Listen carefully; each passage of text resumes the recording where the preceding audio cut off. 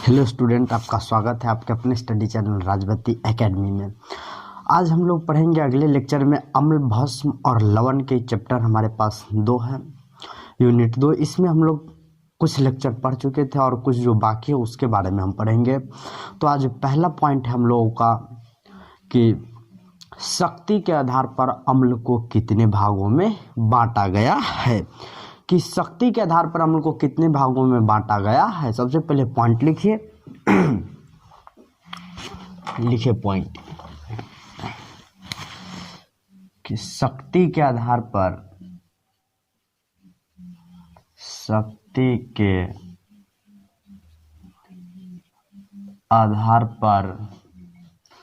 अम्ल को कितने भागों में बांटा गया है। अम्ल को कितने भागों में बांटा गया है। अम्ल को कितने भागों में बांटा गया है। ठीक, कि शक्ति के आधार पर अम्ल को कितने भागों में बांटा गया। तो अब सुनिए कि शक्ति क्या है, दैट इज द पावर। अब देखिए शक्ति के आधार पर अम्ल को 2 भागों में बांटा गया। कितने भाग में? 2 भाग में।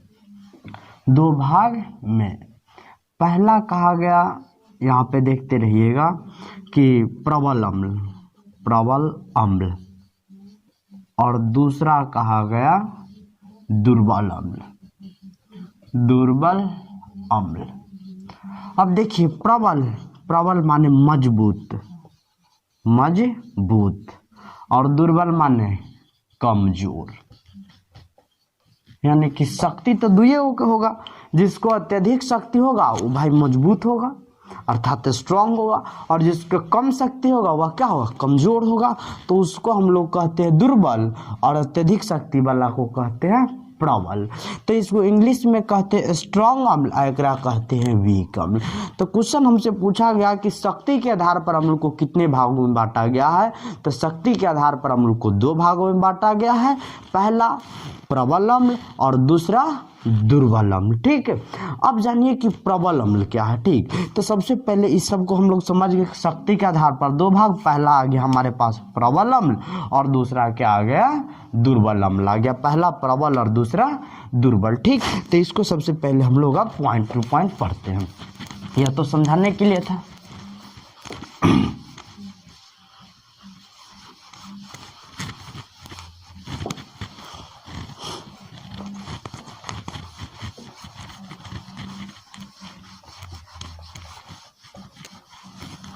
अब लिखिए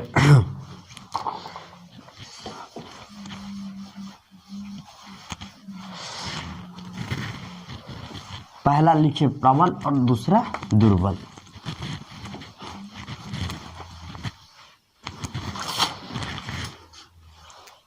आंसर में लिखिए, उत्तर में लिखिए शक्ति के आधार पर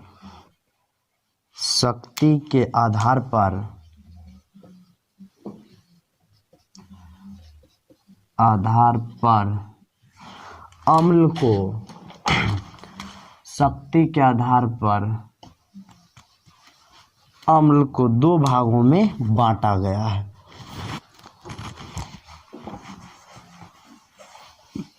शक्ति के आधार पर अम्ल को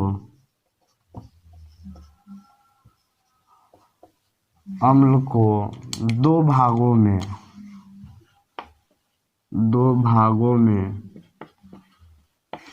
बांटा गया है।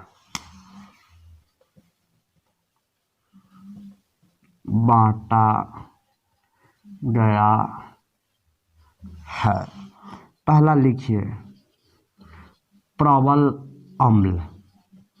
पहला कौन है? प्रबल अम्ल। इसको लिख दीजिएगा स्ट्रॉन्ग एसिड।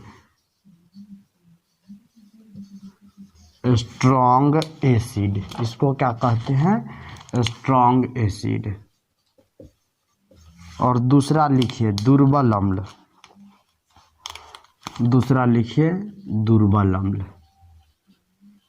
दुर्बल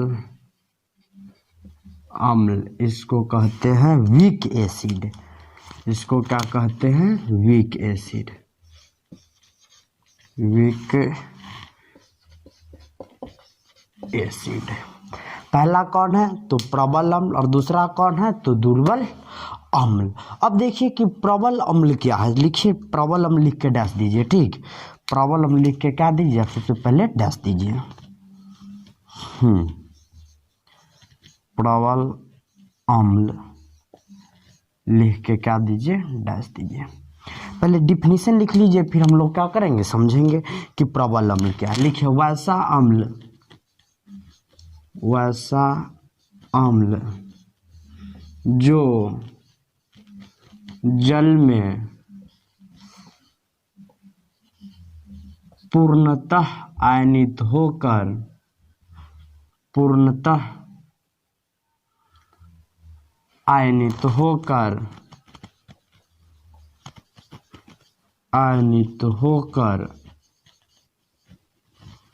हाइड्रोजन आयन,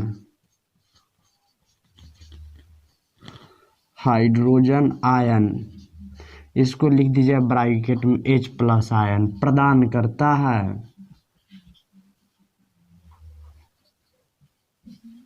करता है, तो उसे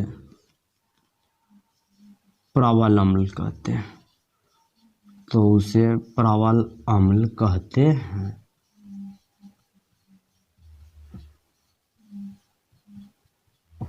तो उसे क्या कहते हैं, प्रबल अम्ल। अब देखिए वैसा अम्ल जो जल में पूर्णतः आयनित होगा, कितना होगा पूर्णतः, यानी कि पूर्ण रूप से टूटेगा जल में, जल में पूर्णतः आयनित होगा। यहाँ पे देखिए जल में पूर्णतः आयनित होता, आयनित मतलब टूटता है, और टूट कर क्या देता है, हाइड्रोजन आयन देता है, H+ आयन प्रदान करता है, तो उसे क्या कहते हैं, प्रबल अम्ल कहते हैं। जो जल में पूर्ण रूप से टूटेगा उसको प्रबल अम्ल कहेंगे, और जो जल में अशांत यानी कि कम ही टूटेगा हाइड्रोजन आयन में, तो उसको दुर्बल अम्ल कहते हैं।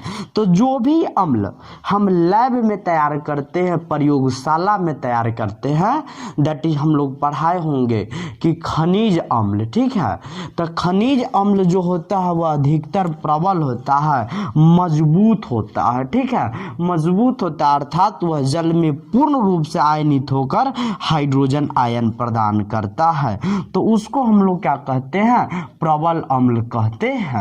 अब देखिए आप लोग रियल एग्जाम्पल में भी समझ सकते हैं कि जो आदमी अत्यधिक काम करेगा वह क्या होगा, अत्यधिक मजबूत होगा, चाहे वह कैसे भी मजबूत हो, शारीरिक शक्ति से मजबूत हो, अपनी मानसिक क्षमता से मजबूत हो, या फिर अपनी इच्छा शक्ति से मजबूत हो, तीनों से मजबूत हो सकता है।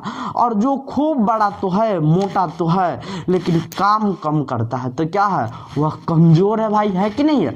जो कम यानी कि शरीर में पतला होते हुए भी अत्यधिक काम किया, यानी कि उसके अंतर्गत कोई ना कोई मजबूती है, या फिर इच्छा शक्ति उसके पास अत्यधिक है, या फिर मानसिक शक्ति अत्यधिक है, या फिर शारीरिक शक्ति अत्यधिक है, वह तो होगा, तो वह क्या होगा, प्रबल होगा। सेम उसी प्रकार है प्रबल अम्ल, कि वैसा अम्ल जो जल में पूर्णतः आयनित होकर हाइड्रोजन आयन प्रदान करता है, तो उसे प्रबल अम्ल कहते हैं। जो जल में पूर्ण रूप से आयनित होता है तो प्रबल अम्ल कहते हैं। अब देखिए प्रबल अम्ल का जो pH मान होता है वह 0 से लेकर के और 3 तक रहता है, तो यहाँ तक तो जगह नहीं है, और एग्जाम्पल के लिए जगह है, तो सबसे पहले आप क्या कर लीजिए, इसको नोट कर लीजिए, ठीक है। क्वेश्चन कह रहा है कि शक्ति के आधार पर कितने, 2, एगो प्रबल एगो दुर्बल। प्रबल अम्ल वैसा अम्ल जो जल में पूर्णतः आयनित होकर हाइड्रोजन आयन प्रदान करता है, तो उसे प्रबल अम्ल कहते हैं। इसका एग्जाम्पल भी लिखाएंगे, सबसे पहले इसको क्या कर लीजिए, नोट कर लीजिए। नोट कर लिए होगा। अब देखिए इसका एग्जाम्पल,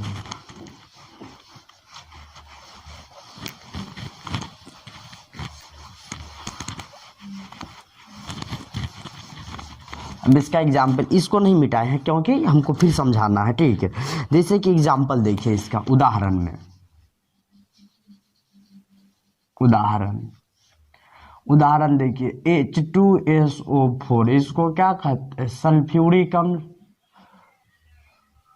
सल्फ्यूरिक अम्ल। दूसरा देखिए HNO3, इसको क्या कहते हैं, नाइट्रिक अम्ल।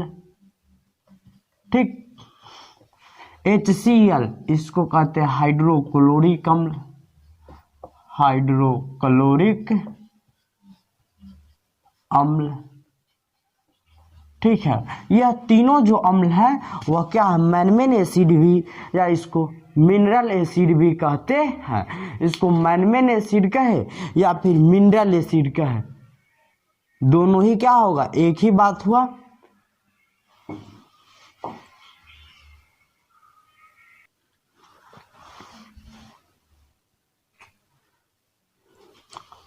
अब देखिए H2SO4 सल्फ्यूरिक अम्ल है, HNO3 नाइट्रिक अम्ल और HCl हाइड्रोक्लोरिक अम्ल है।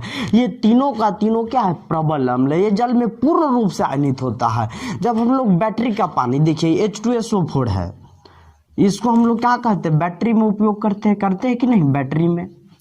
अब देखिए जब भी इसको हम लोग बैटरी में रखते हैं तो काफी तेजी से क्या होता है, बैटरी में ऊर्जा का इमिशन होता है, अर्थात उत्सर्जन होता है। वह जो ऊर्जा आयन के रूप में रहता है, अर्थात charge particle is called ion, वह आयन के रूप में। कभी भी हम लोग जब रखते हैं यह जो अम्ल H2SO4 को, तो सबसे पहले यहाँ पे हम लोग सावधानी काफी ज्यादा बरते रहते हैं कि H2SO4 को धीरे धीरे रखते हैं कि नहीं, कि एक ही बार पूरा उझिल देते हैं, रखते हैं पूरा, धीरे धीरे इसको क्या करते हैं, ड्रॉप बाय ड्रॉप गिराते जाते हैं ताकि बैटरी क्रैक ना हो। क्योंकि जितना अगर सीधा डालेंगे तो ज़्यादा से ज़्यादा आयन उत्पन्न होगा, और ज़्यादा आयन उत्पन्न होगा तो सीधे क्या हो सकता है, ऊपर मुझे ब्लास्ट मार सकता है या फिर क्या बैटरी फट सकता है। इसीलिए धीरे धीरे काफ़ी सावधानी से डालते हैं, क्योंकि यह क्या प्रबल अम्ल है। यह पूर्ण रूप से जल, अर्थात बैटरी में पानी रहता है, पूर्ण रूप से आयनित होकर H+ आयन प्रदान करता है। तो ये तीनों का तीनों क्या है, प्रबल अम्ल है। तो इसको सबसे पहले हम लोग तो समझ गए होंगे। अब देखिए इसका मेन पॉइंट, अब इसका मेन पॉइंट समझ लीजिए। इसको मिटा देते हैं, नीचे वाला तो हम लोग लिख लिए होंगे। ठीक, अब देखिए इसका मेन पॉइंट यहाँ क्या है।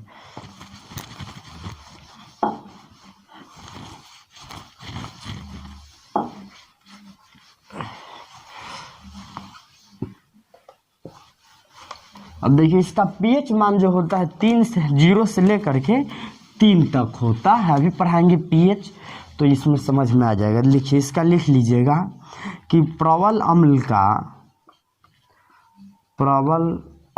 का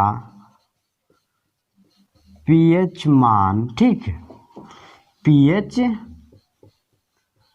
मान 0 से लेकर के 3 तक होता है, 0 से लेकर के 3 तक होता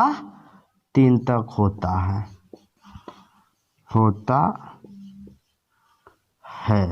यानी कि इसका pH मान कितना, 0 से लेकर के 3 तक होता है। किसका, तो प्रबल अम्ल का pH मान। ठीक, दूसरा नोट लिखिए कि प्रबल अम्ल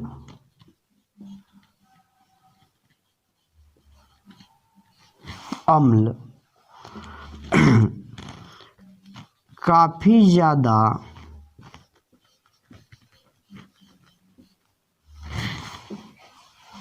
हानिकारक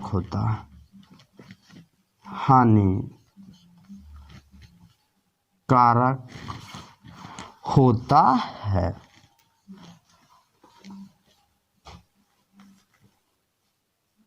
अब देखिए जब आपके शरीर पर H2SO4 डाल दिया जाए तो क्या आप हो जाएगा, इंजर्ड हो जाएगी। यानी कि क्या होता है, इसी का उपयोग तेजाब में करते H2SO4 यानी कि सल्फ्यूरिक अम्ल का।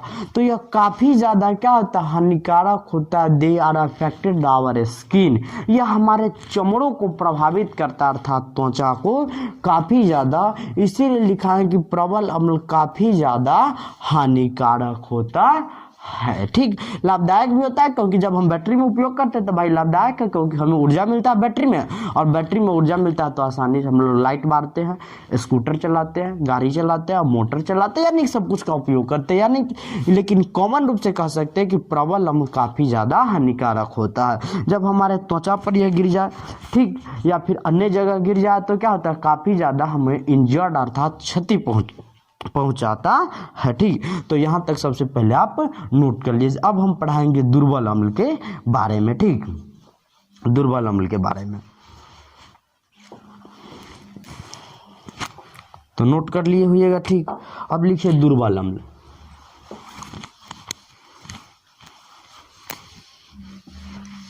लिखिए अब दुर्बल अम्ल क्या है।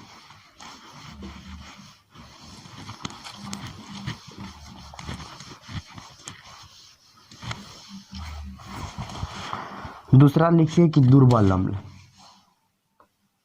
लिखिए दुर्बल अम्ल, इसको कहते हैं वीक एसिड। इसको क्या कहते हैं? Weak acid. Weak acid. लिखिए उत्तर में, लिखिए वसा अम्ल जो जल में अशांत आयनित होकर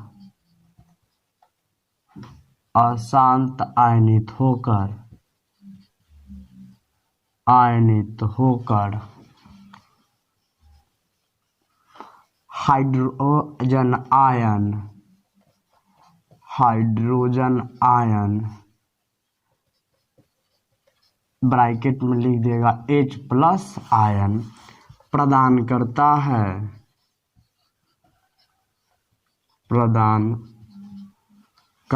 है तो उसे दुर्बल अम्ल कहते हैं। दुर्बल अम्ल कहते हैं। ठीक, उसे क्या कहते हैं? दुर्बल अम्ल कहते हैं। ठीक, उसे दुर्बल अम्ल कहते हैं। अब देखिए इसमें एग्जाम्पल यानी कि उदाहरण में कौन कौन आ जाएगा।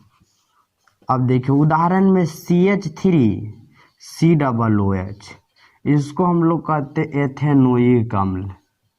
एथेनोइक अम्ल या फिर कहिए एसिटिक अम्ल, इसी को कहते हैं। ठीक है, या इसी को कहिए एसिटिक अम्ल। एसिटिक अम्ल, यह दोनों बात सेम ही है। अब देखिए एसिटिक अम्ल या फिर एथेनोइक अम्ल, यह क्या है? एक दुर्बल अम्ल है। यह जल में अशांत आयनित होता है यानी कि कम टूटता है अपने आयन में। ठीक है, इसीलिए इसे दुर्बल अम्ल की श्रेणी में रखा गया। इसीलिए इसे किस अम्ल की श्रेणी में रखा गया है? तो दुर्बल अम्ल की श्रेणी में रखा गया है। दूसरा देखिए हमारे पास दूसरा क्या है।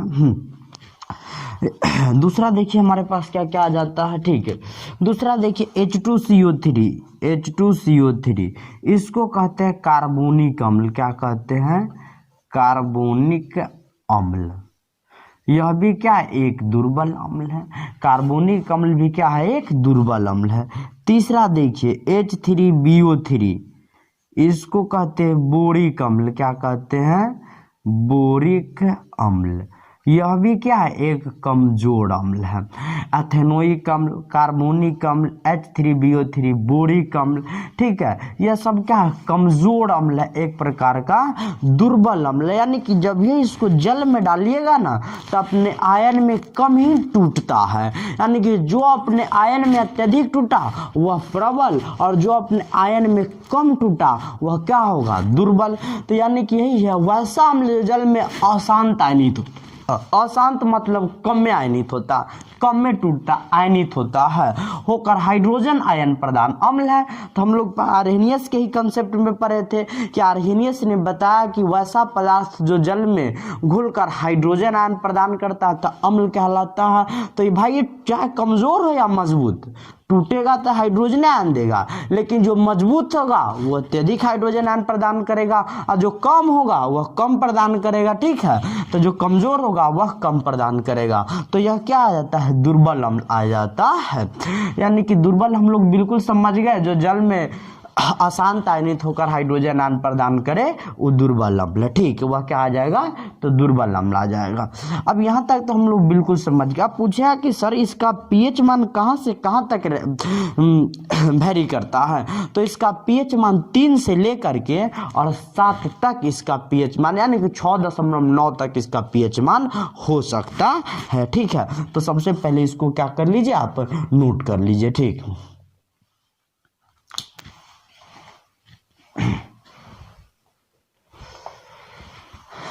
सबसे पहले इसको क्या कर लिए, नोट तक कर लिए होइएगा। ठीक है, अब देखिए इसका पीएच मान कहाँ से कहाँ तक रहता है।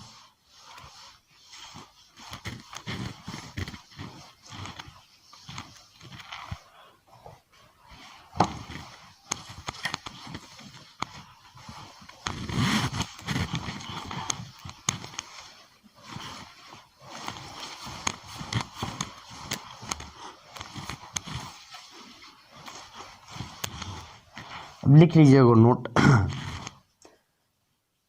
दुर्बल अम्ल का पीएच मान,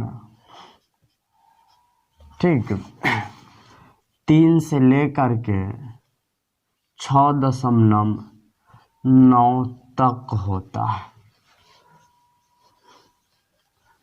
9 तक होता है। दुर्बल अम्ल का पीएच मान 3 से लेकर के 6.9 तक होता है। यही दुर्बल अम्ल का क्या है, इतना ही क्या हम लोग पहचान पढ़ेंगे कि दुर्बल अम्ल और प्रबल अम्ल में। ठीक है, तो बिल्कुल हम लोग क्या कर गए, बिल्कुल पूरी तरह हम लोग समझ गए, लेकिन पीएच के बारे में जरूर हम लोग पढ़ेंगे अगले सेक्शन में। ठीक, तो सबसे पहले इतना आप सबसे पहले क्या कर लीजिए, नोट कर लीजिए। ठीक, तो आज के क्लास हम लोग यहीं तक पढ़ेंगे। अगर जो भी आपको कन्फ्यूज़न हो वो कमेंट बॉक्स में आप कर सकते हैं। ठीक, और बिना किसी कन्फ्यूजन के आप क्या कीजिए, सबसे पहले अपनी स्टडी को कीजिए। तो आज के लिए इतना ही। अगर आप नए हो तो चैनल को ज़रूर सब्सक्राइब कीजिएगा, शेयर ज़्यादा से ज़्यादा वीडियो कीजिएगा। आप लोग जितना शेयर कीजिएगा उतना ज़्यादा क्या होगा, बेहतर होगा। तो आज के लिए इतना ही। जय हिंद, जय भारत।